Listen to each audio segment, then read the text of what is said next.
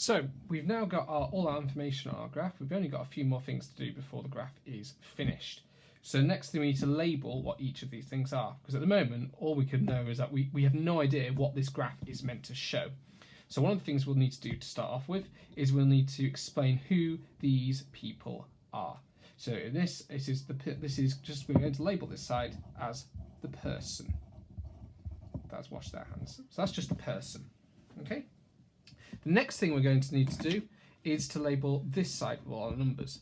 So for this, I'm going to turn my page around so I can write here, which is where I want to write down what we're measuring.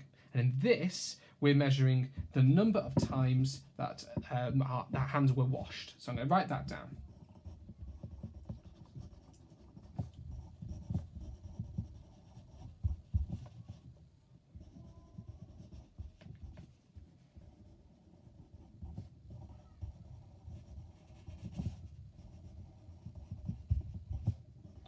So the number of times that they wash their hands. One of the next things I'm just going to quick do is underline those just to show that they're titles. Make them stand out, making sure that it looks nice and neat.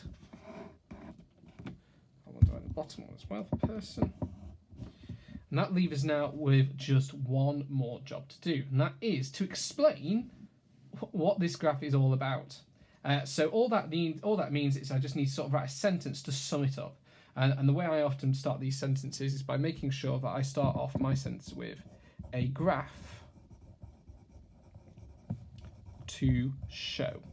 And if I write that, that means I can then go on to say this is a graph to show the number of times the Heathcote family washed their hands, or whatever family you're in, your family. This could be to write down what family wash their hands in a day. So for my graph here, it will be a graph to show the number of times the Heathcote family wash their hands in a day.